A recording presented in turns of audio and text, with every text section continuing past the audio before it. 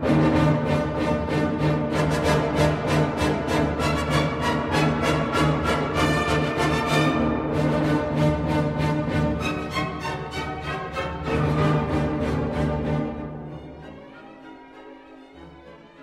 thanks very much. Now this 14th talk of mine is about a filmmaker called Hans-Jürgen Syberberg, who's not a household name and has to be said even within contemporary Germany. But if there was a title for the talks, as there sometimes is at our meetings behind me, the title would have been Hans-Jürgen Syberberg, Leni Riefenstahl's Heir, ?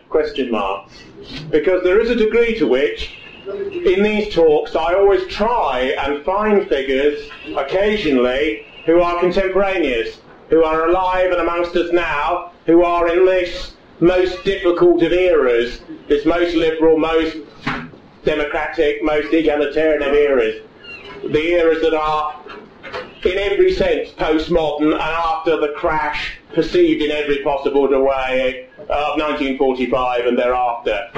Now, Syberberg is a filmmaker who is possibly, at this moment in time, one of, if not the loneliest cultural figure in the modern unified Federal Republic.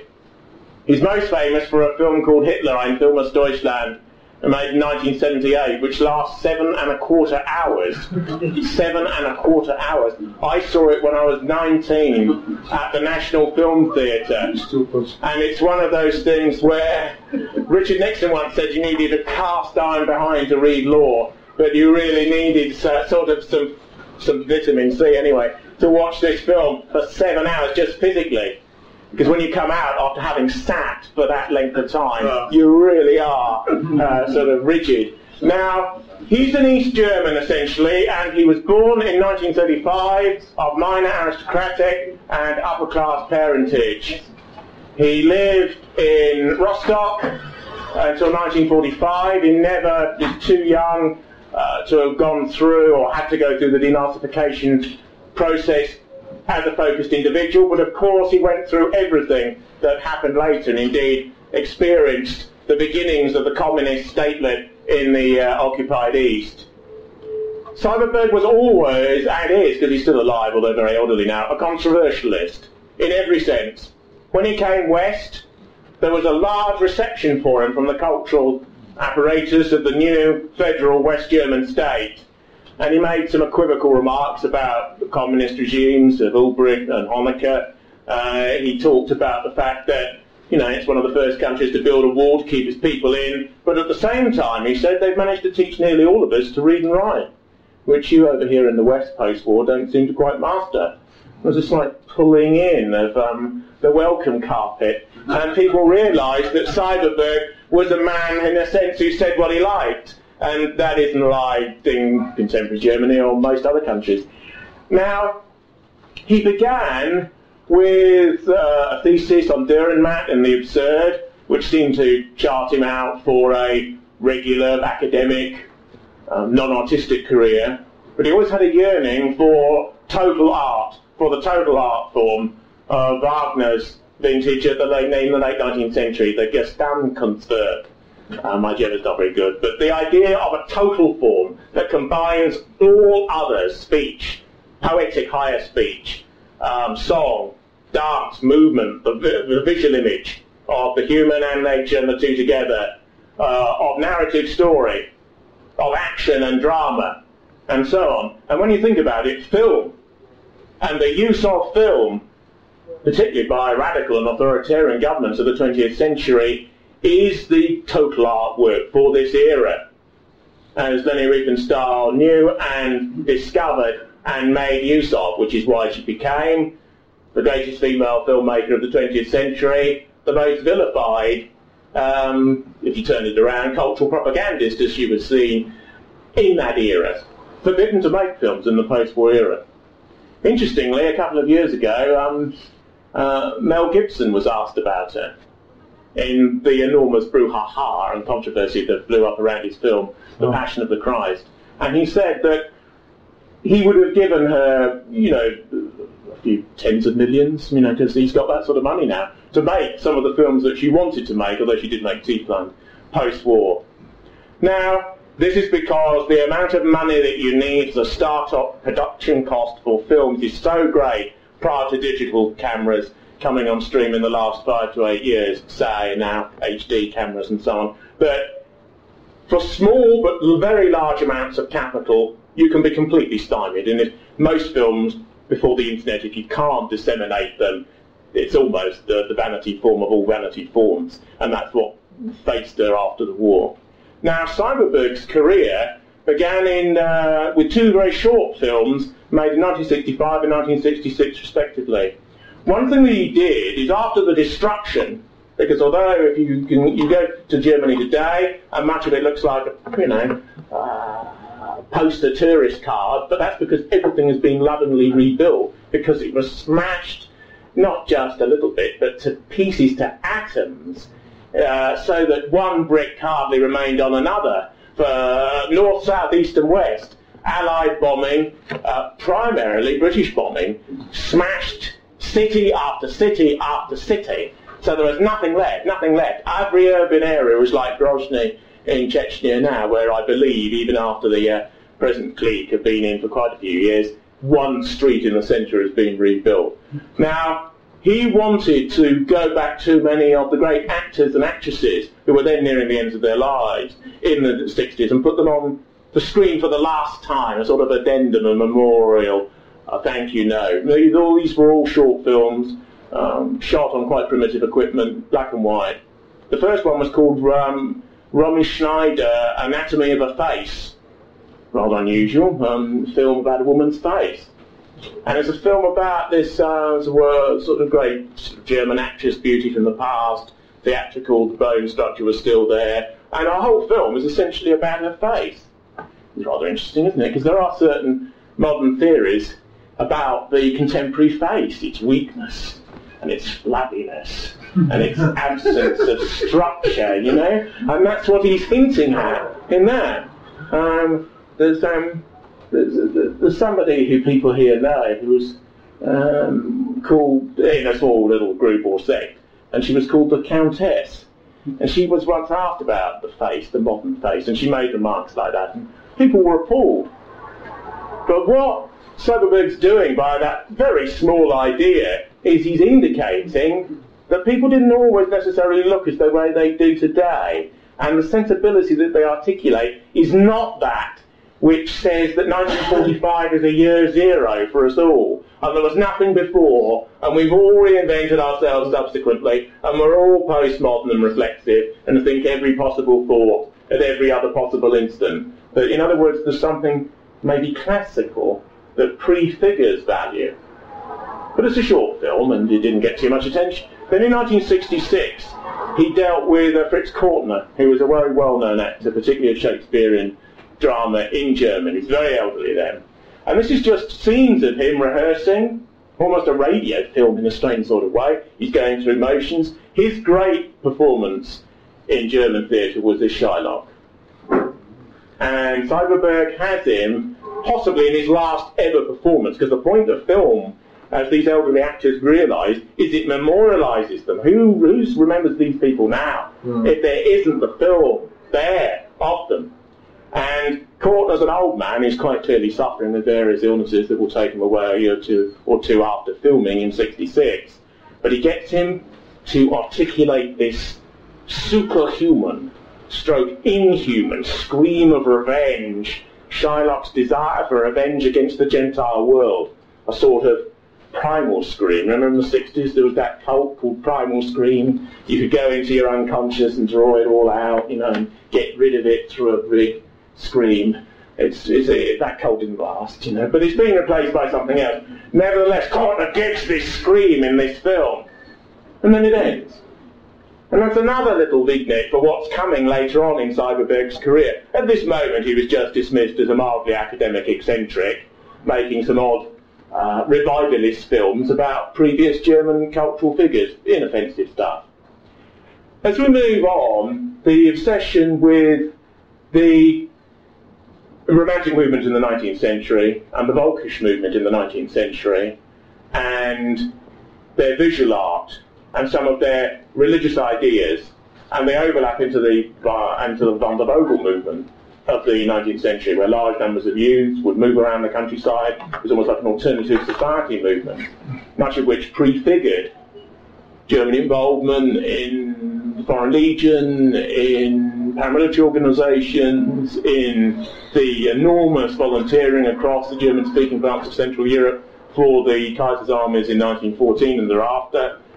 And it's quite clear that this is the area of culture that Syberberg wishes to concentrate on.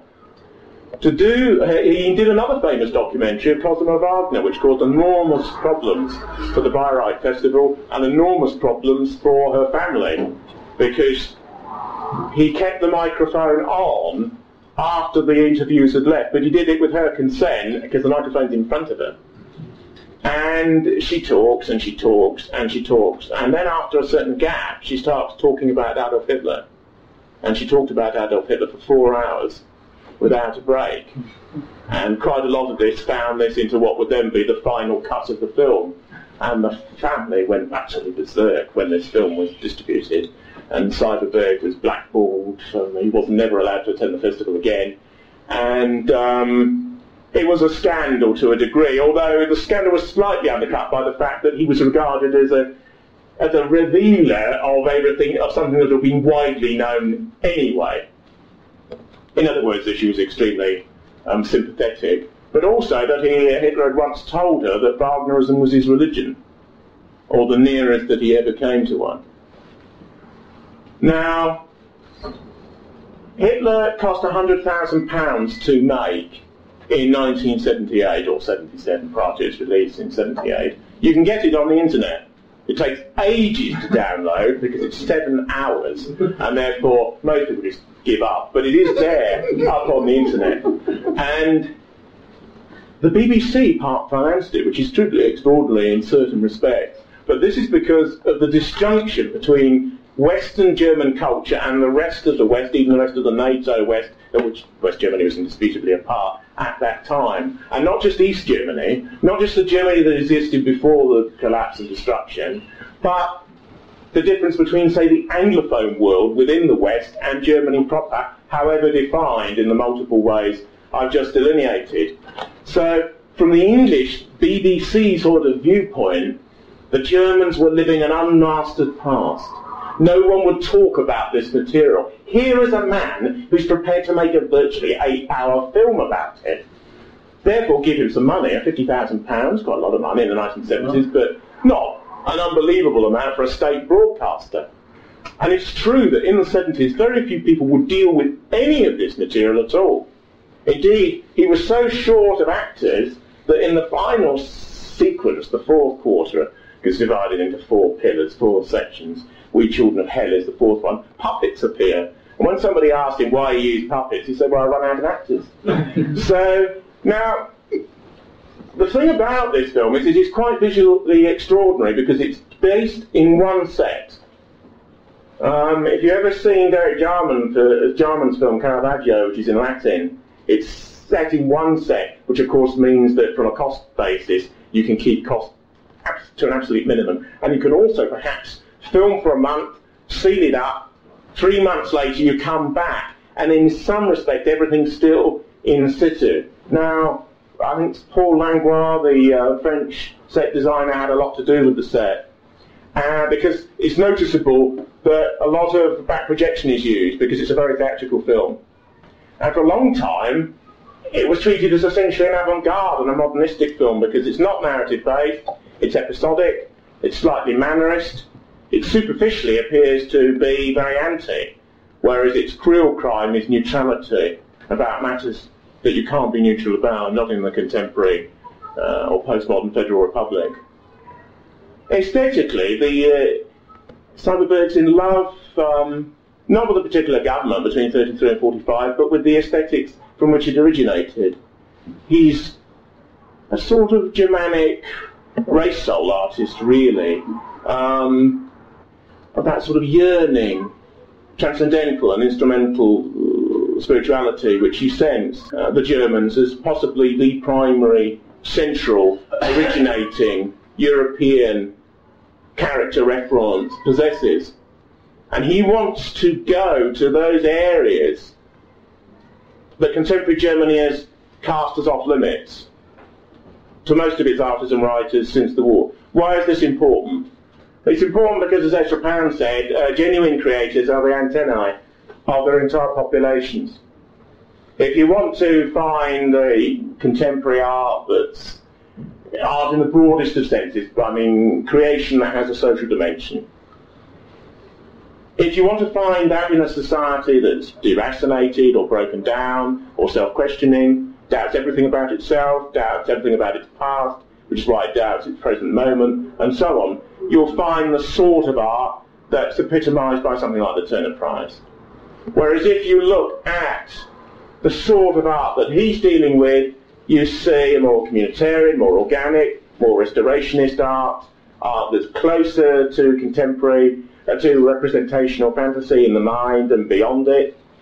Dream is extraordinarily important to Syberberg, because he believes that, in a sense, the real truths are deeper than reason, which is why he is a quasi-religious artist, whatever his actual statements about religion may be. We know quite a bit about his actual views, something that many artists don't put on record, either because they don't have them in a formal way, or because if they do, they reveal too much and it's difficult to get funding and this and that. Because he wrote a book in 1990 called The Fortunes and Misfortunes of Artists in Germany After the Second War. Now this is a remarkable book, but we need to discuss Hitler in detail before we come on to it. The film stars an actor called Heinz Schubert. It also stars Syberberg himself in the fourth quadrant and his own daughter, various puppets and minor figures. The first section deals with Hitler's personality cult. The second section deals with Volkisch romanticism in the 19th century. The third section deals with the Shoah, particularly as it's seen from Himmler's perspective. The fourth section deals with the aftermath and the generation who feels it with incredible acuteness, because Syberberg's generation mentally comes of age in the immediate aftermath of these events. So for them, the year zero for Germany is the beginning of adult consciousness, with an occupied society that's divided hemispherically in accordance with the two world blocks and hyperpowers that then exist. There's a collection of short stories written by a young German who died relatively soon after the war, called Wolfgang Borchardt, which Calder published in the 1960s. I think it's Germany in the Ruins, something like that. And it's largely the stories of people scampering about to survive, living in cellars, shooting rats. There's no water, there's no electricity. During these 3 years, between 45 and 48, about at least 2 million Germans died during that period because there was very little food. Parts of the Morgenthau Plan were implemented in certain sections of American zone of occupation. Other American commanders were completely opposed to that plan and subverted it. So it was a mixed picture. But nevertheless, at least according to the contemporary German historical record, 2 million Germans perished during that time. Nearly always the people liberals say they care most about: the weakest, the illest, the oldest, women, children, the infirm, and so forth. Now, Syberberg's mental space of reference, if you like, in terms of maturation, his immediate pre-adult to adult beginnings is that. And yet, he is a anti-realist and a luscious romantic of the most extreme and German type, in a way that almost strikes the slightly ironic attitude that the English always partly have to things as very Teutonic, almost overbearing in its seriousness, the seriousness of its sort of pietistic romance. At the end of his career, his last major fictional film was of Wagner's opera Parsifal, with an extraordinary performance as the female lead, Kundry, in that opera. But back to Hitler. The first section involves all sorts of scenes, some taken from circus and vaudeville, some drawing on Weimar culture, some drawing on what inevitably replaces it, use of dolls, use of sets that are lit in red, use of a lot of flame, use of a lot of sort of occultistic, Thule, Gothic imagery to create a sort of sensibility for that, the nature of a German biological romanticism, really, quintessentially a Central European artistic sensibility, which has been completely voided in the post-war dispensation. Syberberg has become almost a cultural unperson, although people know he's there and he lives as an old man in contemporary Germany and so on, because he's gone back into the area that movement originated from. It's not that movement in so much as the culmination of that area, but it comes out of it. The dilemma that Syberberg has is he's not a politician, he's not a political partisan, he's a German partisan. He's a partisan for German culture. And therefore his perspective is you cannot have German artistic culture with this voltaic energy, this storm centre, this sort of condenser battery removed from the circuit. The energy, even to rebel against it, of what it is to be German, comes from this vortex. Therefore, to disprivilege it is to cut it out completely. It's like Elizabethan tragedy without the example of the Greeks in the past, or Seneca as a sort of low Roman version that Shakespeare was aware of. You have to have that primary fodder, that primary material, fuel, upon which to feed. And if you can't have it, because it's denied you in a particular era, then you can't express nationally what you are. And this is the real thesis of this film, which people saw in the 70s and thought, interesting critique of the fact that Germans won't mention their past by a fringe German director. That's how it was first regarded. That's why the BBC used to show it, insofar as you show things extensively when they're over 7 hours. But I remember, you know what Christmas Day's like, you know, when you get sick of your relatives. So you go into another room and watch the film on BBC Two. And I remember in 1980 watching Syberberg's Hitler for 7.5 hours on a grainy black and white set. And, you know, it was quite extraordinary in all sorts of ways. The second section also has a significant, if potted, filmic history of German 19th century art, added in, pictorial art, added into the general mixture. If anyone logs in onto Syberberg's site, he's got several, and there's a significant Wikipedia entry concerning him, which details all the controversies that have engulfed him. The first section is Syberberg, interesting and provocative German director. The second section is Syberberg's films. The third section is comparison and criticism. The fourth section is controversy, the danger of anti-Semitism. So you can see the chronology as it sort of goes down. But there's links to his sites and to your ability to, if you've got the patience or the machinery, so to do, download Hitler, a film from Germany.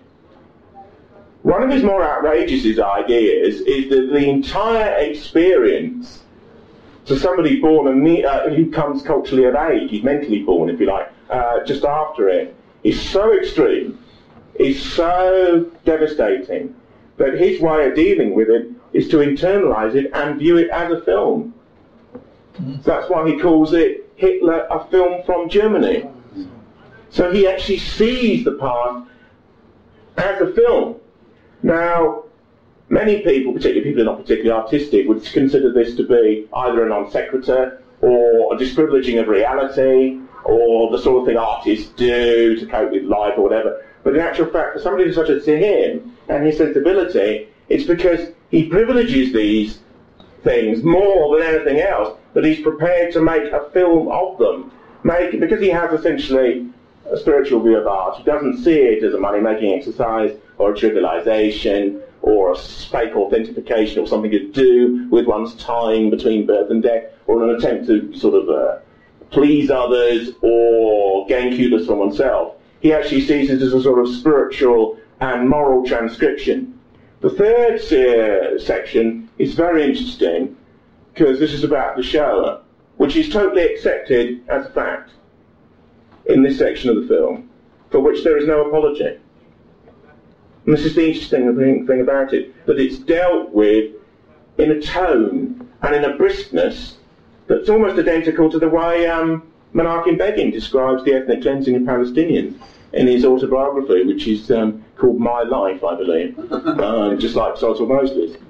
And when asked about these events, Begin said, we did what we had to. Let there not be talk of morality. There is only the necessity of action and vigour. That's it. No more talk. And that's the sort of attitude that you get in that third section. I think a few worrying bells went off when that section was seen. But because it's not in any sense revisionist or even pre-revisionist, it's again, the view that you get subliminally from that section is that if Germany is to ever have a future, it has to master his view, filmically nonetheless, of the consequences of these events. In some ways, he's preaching what Nietzsche called self-overcoming, whereby you say yes to life, you accept even the most unpleasant things, you absorb them just as you absorb rubbish and trash in a fire. You step over it to other things and to other glories. It's the creative use of destruction, or the refusal to be imprisoned by the consequences of the destructive urge, seen as part of the human potentiality. In other words, it's a non-dualist view of morals, an explicitly non-Christian viewpoint, but not belaboured as such. In the fourth section, with Children of Hell, he talks about, with his daughter, and Heinz Schubert, he remains ubiquitous as a varied sort of presence and trickster, wearing multiple hats and playing multiple parts, including Himmler, throughout the film.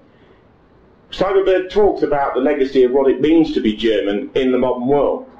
The interesting thing is that this film deals very bluntly and very explicitly with the fact that for almost everyone outside Germany, since 1945, whenever a German is presented to them, the almost implacable urge is to ask them about these events. I remember I was at some party or something when I was about 18, and some German student turned up, and various people made a beeline for them, and the first thing that they were really asked, with any substance beyond how they were and what the weather was what's your view of what happened between 1933 and 1945? And of course most contemporary Germans want to make money, they want to get away from as much of that as possible, they want to redefine the nature of who and what they are, and so on. They don't even want to discuss it. Syberberg's in a sense going straight for that heart of darkness, in Conrad's sense of the term. He's going straight there, without equivocation, but artistically, because he knows that if you don't, in a sense, bring this material to the surface, art in post-war Germany, in other words, morally truthful creativity, is impossible. You see this in many careers, actually. Look at the famous leftist to green novelist Günter Grass, who, seen as an anti, seen as a sort of said the left stalwart of the Adenauer post-war government and so on. Then it's suddenly revealed, almost right at the end of his cultural trajectory, as he's coming to an end, almost the last book, that he served for a fraction of a time when he was a youth. He had no choice, but he served in the Waffen-SS. And how this has almost led to a perspectival altering, not just of one book or one incident when he was a late teenager, but of his whole career. In other words, truly the unmastered past. Because, bluntly, this is what Syberberg has been dealing with since the very beginning, not the end where it's sort of looked back on when you've written a shelf load of books to prepare for the moment, but as the first step to dealing with the possibility of the last moment. Now, the film had a reasonable success and was shown in art cinemas all over the world. It was shown extensively in the United States, where it was seen as an elegy and an indictment, you know, that sort of thing. Susan Sontag wrote extensively about it. She wrote an essay called Fascinating Fascism, which is largely based on that film. And Paul Lacan-Lemaitre, the reasonably well-known French critic, he also wrote a review of it. It seemed reasonably successful, far too artistic and obscure for many people. Some of the German is very complicated and the translation terse and so on, although the English language version isn't too bad, because the BBC got some expert German linguists in, because they half-financed the thing in the first instance. Now, after Hitler, he moved on to do this film of the Wagner opera, which again is an attempt at what Brecht would call epic theatre, and also what Wagner had wanted by the idea of total art and high opera, which obviously would have lent itself to the idea of total film, total theatre, total art. Brecht had the concept of epic theatre, and Syberberg's always been very pro-Brecht, not ideologically, but because it's the desire to make great statements that are great German statements. Indeed, his views of Brecht were quite unfashionable once Brecht went east and became almost, the sort of privileged puppet master of the Berlin ensemble, and they all said they were oppressed and made to do it now, but in actual fact, of course, they loved every minute, and he had his own chauffeur, private flat, private public flat, guards, limousine, the whole works. But he went to the East and did a film about Brecht and his legacy, because he was a great German. Again, you'll sense that equivocal element in Syberberg, as well as the pride of an Easterner as well, because as we all know, there is a distinction between the East and West German sensibilities, which has been exaggerated and exacerbated by the fractured nature of their experience in the post-war period. Even politically today, there's a disjunction between the amputated limb of the East that's been put into sort of cryogenic storage and repositioned back on the rest of the trunk. Now, Syberberg's opera of Possible is a truly extraordinary opera. It can be obtained on Amazon and so on for very small amounts of money now. That opera, which essentially preaches not just total art, but total redemption through love and the creation of a Germanicized Christianity, a sort of the Judaicized Christianity in many ways, is a chance for Syberberg to luxuriate, his critics would say, fetishistically wallow in Germanicism and in culture of deep linguistic romanticism that is outside politics, but types of extreme politics grow from it. The thing about his type of work is that there is no distinction, as there usually is, between political statements, aesthetic statements, ideological statements, philosophical ones. They're all merged into, if not a total attitude towards the world, a sort of Weltanschauung, but a total attitude towards art, because for Syberberg, art is the world. It's the view that it's more important than creativity at that level, it's more important than life and death, which to most people is just sort of high-fleeting nonsense. But Syberberg sort of believes in it with a passion, and this has made him, particularly with the material that he wishes to deal with, very, very unfashionable. After about 1990, he found it increasingly difficult, certainly in the Federal Republic, to raise money to make films. Possibly he'd come to the end of his trajectory. Made a film about Karl May, made a film about the Wagner family, made a film about Ludwig II, made a film of Wagner's opera Parsifal, made his enormous film Hitler, did these shorter films when he was younger. He was in a philosophical, narrative-based, and yet largely linguistic film, where people discussed their ideas, including some famous elderly German actors called The Ister, which was made in 2004, and he has a producer role in that, and a performance role as one of the philosophical spokesmen. Since then, he's done not very much, apart from all being allowed to do too much in film, which always costs money if you're going to have it disseminated with any public prominence beyond the internet. He published this book, however, in 1990, which I've already referred to, called The Misfortunes and Fortunes of an Artist Born in Germany After the Second War. This created an enormous cultural war, as they're called, into Germany at the time. It's largely forgotten now, but not by some of its protagonists. Many people who were associated with Syberberg until then dropped him after that, and he became a little bit of an unperson. During this book, he says that Germany is essentially culturally, contemporary Germany is essentially culturally rotten and has destroyed itself and is self-hating, and ironically in relation to everything connected with the past is philo-Semitic, excessively so. And this is what really did for him, I think. I remember Michael Walker of Scorpion magazine, who had, I think, become a German citizen by then, writing in one issue of that publication that Syberberg better know what he's doing, because the way things are going, he won't be making too many films in the future. Now, Syberberg's politics is less important than the spirituality of the artistry that he represents. As with all extremely visual artists like him, describing what he's done, it makes a lot more sense if you've actually seen the material. But of course, very few people are entirely aware that this material exists, even though quite a lot of that comes up on the internet almost instantaneously in English.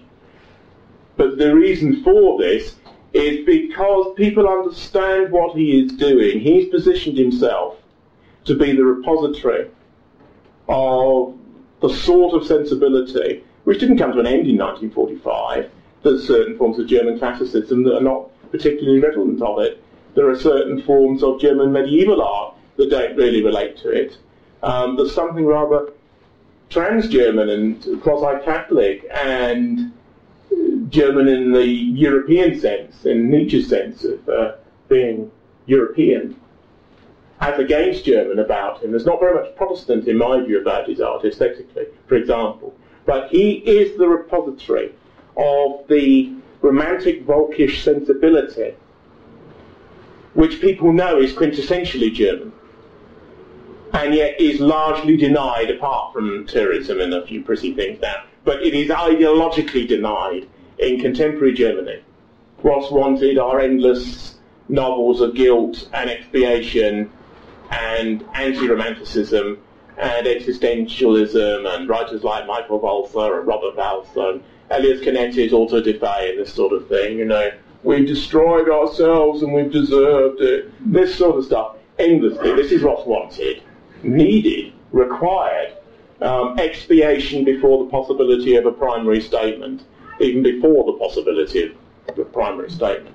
It's the sort of Angela Merkel sort of never be proud to say that you're German without an enormous preliminary screed that almost has to be read out of apologetics before you can even get to the moment that you enunciate in a quiet voice. Now, the truth is you can't create anything in a culture without that element of fire in the belly and without that element of prior authentication. After German unification, there were quite a few articles about Syberberg. There was one well-known one by Doderich and Kametsky called Spiritual Reactionaries and Their Attitude Towards the New German Unification. Many people, of course, saw a great danger in the nationalisms, Hessian confused, although some of them were, that were released when communism was taken off. And there was lots of ink spilled in allegedly quality journals all over the world about the dangers of this and that. So Syberberg had his moment in his film, in his book in 1990. It's also very important to consider his class position in a strange sort of way in post-war Germany. The sort of Germany he came from, his father managed estates on behalf of other people, partly related to the people who owned them, partly not. That type of class background destroyed several times over, really. Destroyed by the collapse of the Second Empire, finished off by the First War, any savings pretty much decimated by the inflation, which is probably why his father was managing other people's estates. The Weimar period was a sort of an interregnum that he just got through. Then there was a quasi-authoritarian, semi-militarist government between 30 and 33. Then Hitler's chancellorship thereafter. Then the German world seemed to have come to an end, with every city and every town in complete steaming rubble, and tens of thousands of corpses under the rubble. so that when the sun came up in the summer, there was an incredible stink of all the carrion. Because first you had to get all the stone up, then you had to bury them in lime pits and that sort of thing. And this is before you could rebuild in accordance with what will be later called the German economic miracle, that which had been destroyed before. Everything is a sort of simulacrum, a version, a film, a virtual version, a virtual reality version of what existed. It's sort of Thunderbirds, you blow it up, it's still there. Yeah. And that's why he sees everything as a film. That's why the most outrageous thing of all, as Susan Sontag worked out long after she wrote her essay, Fascinating Fascism, is that maybe he regards the Shoah as a film. A film from Germany, a film from Israel, a film from Palestine, a film from Germany, which, if you like, of course, the films are fiction, but it can be truer than fact, and more important than fact. Like a great religion is more important than fact, because it can move millions of human beings to behave in ways they would never do otherwise. One man with an idea and with certainty is worth 50 other men.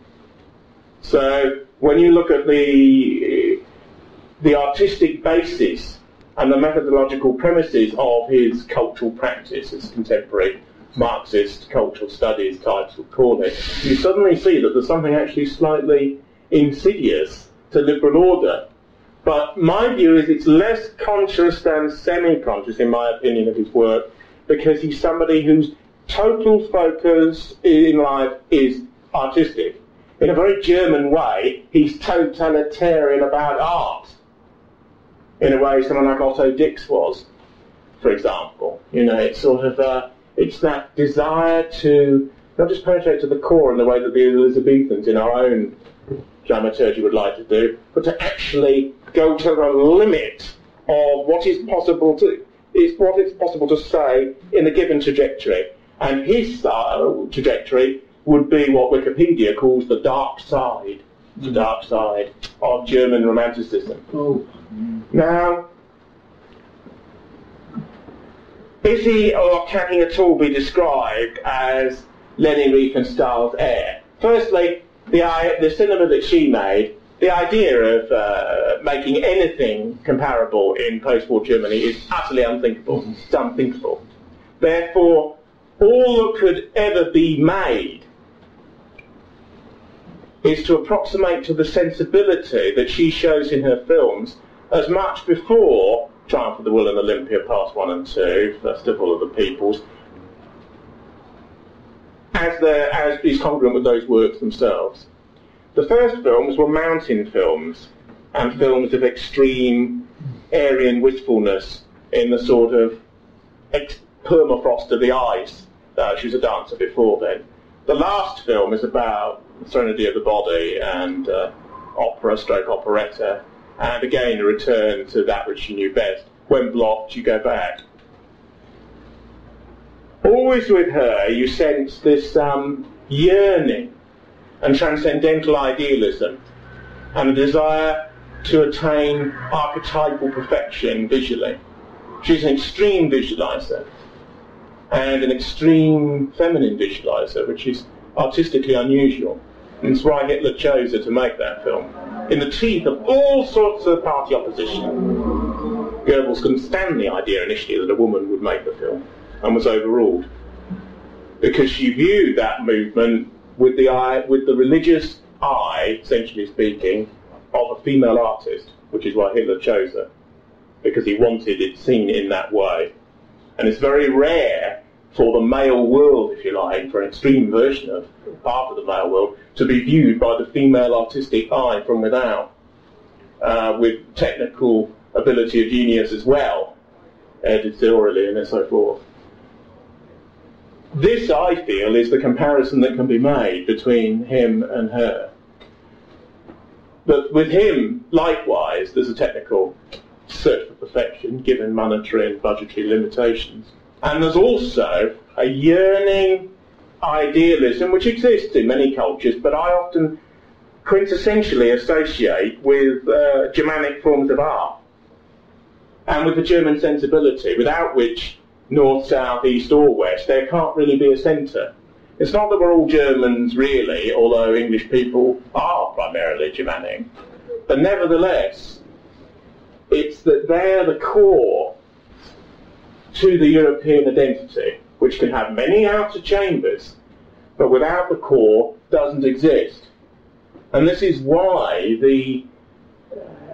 despite the fact that we technically fought against them savagely 12 times in the 20th century, that is actually less important, in my view, than the spiritual damage which has been done to Germany since the Second World War. And the degradation of Germany and of things German in casual British parliaments, and American as well, and much more subtly and culturally than that. At every level, from the mass cultural levels and sort of graphic novels to modernist opera and back again, every level there has been this sort of attitude of not just cynicism or disrespect, but deconstruction, and willed and vigorous and sort of emotionally violent deconstruction at that. And unless contemporary European people can, in the next years that face us, step over that, there will be a hole right in the heart of the European identity, right in the whole of the Caucasian identity, because our identity without German culture is essentially unthinkable. Without its art, without its literature, without its music, without its philosophy, without its, at times, to the English spirit, ponderous seriousness, without its fanatical attitude towards ideas, that freak of virulence that's part of the Germanic nature, and in which now they've been taught to be afraid.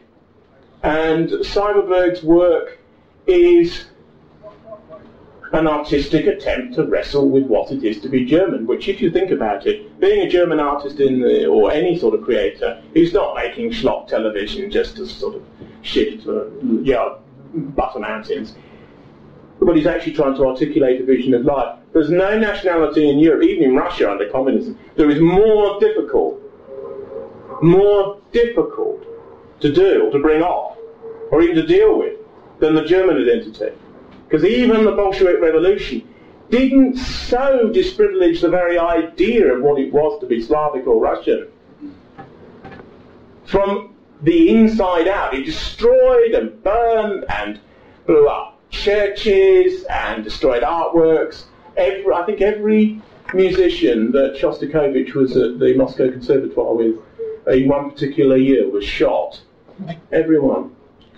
On Stalin's orders.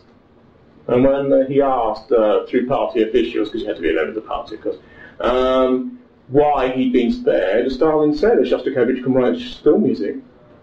We need film music. Because we need film, because with film we can go straight into the minds of the masses. There's this Polish novel called The Engineer of Human Souls, and that was a Stalinist term. We are the engineers of human souls. And we need men who can write the music for the films where we can go straight into the brains of the masses. Because with film you can go straight into the front cortex, you go straight, because as visualization does. Before you hear the sound, before you hear the music, you see the image. And the image has gone straight into the mind. That's why it is the form of the 20th century. It's where representational art has gone in the 20th century. It's why radical governments have used it in every way. It's why the Chinese use film extensively with the masses. It's why, but also, of course, in all other cultures, India as well, now coming up economically. In the United States, the whole dream factory has been created since basically consolidation of the Hollywood studios as an industry perforce in around 1919, prior to creation by some of the artists like D.W. Griffith or the United Artists. It's interesting, just as a sideline in American cinema, to think of what's happened to D.W. Griffith. Films like Intolerance, and above all, Birth of a Nation, Parts 1 and 2. The Golden Globe Awards and certain Hollywood awards, up until the early 1990s, used to have a D.W. Griffith Prize. Of course, for those who don't know, in Birth of a Nation, the clan of the heroes. not a film that will be made today. And in the early 1990s, certain black nationalists complained, and the D.W. Griffith Prize, they didn't get rid of it at all because he's crucial to the development of world cinema, with Lillian Gish in his major films and this sort of thing. So it's, you know, the Shakespeare of American cinema, it's a bit difficult to completely put him in the closet, but by this date in time, to 10, 15 years further on, the D.W. Griffith Prize is no longer awarded. And that's sort of Hollywood cinema, which over time and at certain times has had certain genuine European features, and yet over time also has changed to the degree that the amount of European sensibility that's left in contemporary Hollywood is very small. Mm-hmm. The amount that was there in 1920, correspondingly, was quite significant.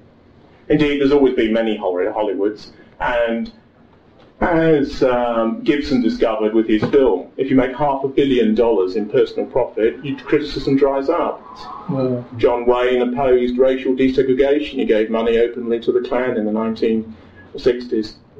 He was such a big star, he was left alone. Because he's a big brand, and, you know, you want them. But there's a degree to which the sensibility that he represented, they just made sure he didn't appear on the screen too much. That's how it's done. And Syberberg is not a right-wing, in my view. He's a conservative nationalist of a mild sort, but he's an aesthetic German. And his real premise is that Germany is in all of us. And without its cultural inheritance as something to use and step beyond, we cannot have a coherent Europeanness. And without that trajectory, it is not possible to survive. So I would ask you, next time you've got an hour or so on the internet, to put Hans-Jürgen Syberberg into Google or one of the other search engines, bring up what you can and see what you make of him. Because he's somebody who is obscure, but he's obscure not because he's no good, and not because he needs to be obscure or has been falsely kept so, but because he's slightly dangerous. And in this era of standardisation and of dumbing down and of conformity, there is a great need for those who are prepared to stand up for the inner lives of their own peoples. And he's still alive. Thank you very much.